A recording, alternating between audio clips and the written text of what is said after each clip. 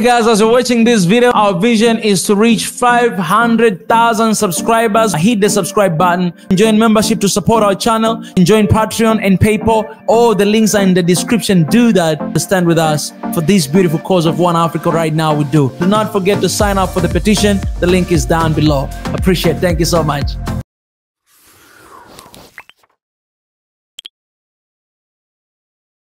It's been a tumultuous month for France and its relationship with former colonies in Africa, as its influence on the continent faces the biggest challenge in decades, as Paris was devising a new military strategy that would sharply reduce its permanent troop presence in Africa.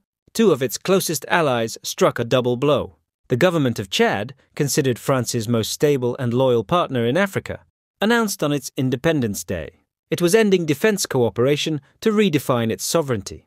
And in an interview published hours later by Le Monde, Senegal's new president said it was obvious that soon French soldiers wouldn't be on Senegalese soil. Just because the French have been here since the slavery period doesn't mean it's impossible to do otherwise, President Bassirou Diomaye Faye said. The announcements came as France was making efforts to revive waning influence on the continent. Foreign Minister Jean-Noël Barrot was completing a visit to Chad and Ethiopia, and President Emmanuel Macron, for the first time, had recognized the killing of as many as 400 West African soldiers by the French army in 1944. French authorities stayed silent for almost 24 hours after Chad's announcement, finally saying they were in close dialogue on the future of the partnership.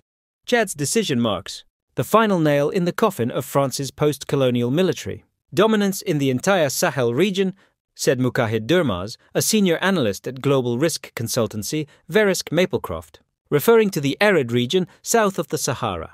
The decisions by Senegal and Chad are part of the wider structural transformation in the region's engagement with France, in which Paris' political and military influence continues to diminish, Dermaz added. They follow the ousting of French forces in recent years by military-led governments in Niger, Mali and Burkina Faso, where local sentiments turned sour following years of French forces fighting alongside local ones in the face of stubborn Islamic extremist insurgencies. What is France's new strategy in Africa? Jean-Marie Bockel, Macron's personal envoy for Africa, presented to Macron last month his report on the evolution of the French military presence in Africa. It was part of the renewal of our partnership with African countries that Macron announced in a 2017 speech in Burkina Faso in the early days of his presidency. The details of Bockel's report have not been made public, but three French top officials, speaking on condition of anonymity, to discuss sensitive talks with the concerned countries, said France aimed for a sharp reduction of its military in all its bases in Africa, except the Horn of Africa nation of Djibouti, where Macron is expected to travel in the coming days.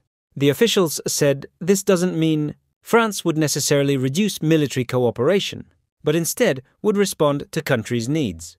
This could mean providing more specific training in airspace surveillance, or drones and other aircraft. France could also deploy troops temporarily. The officials declined to confirm number of troop reductions, but called it significant. The French army earlier this year also set up a command for Africa, similar to the US AFRICOM. Newly appointed commander Pascal Iyani specializes in influence and information warfare, a need highlighted by Russia's growing presence in Africa.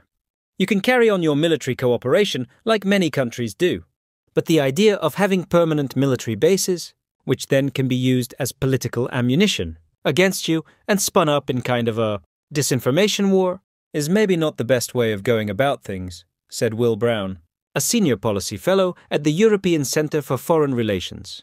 Meanwhile, France is trying to boost its economic presence in Africa's Anglophone countries like Nigeria, analysts said.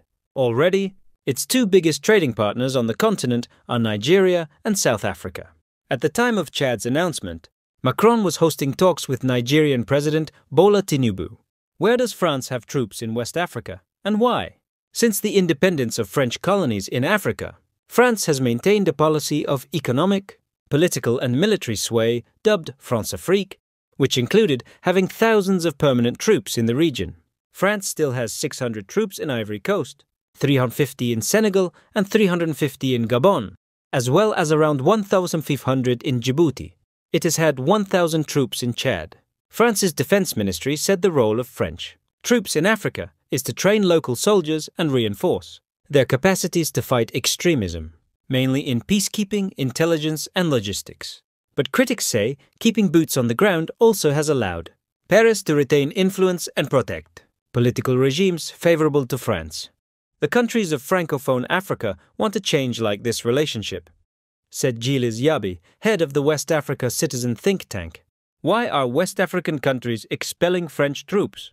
Growing anti-French sentiment has led to street protests in several West and North African countries, while governments that gained power on pledges of redefining relationships with the West say ties with France have not benefited the population. They want to explore options with Russia, China, Turkey and other powers. Chad's president, Mahamat Déby, would not have made this decision if he did not have security guarantees from another actor.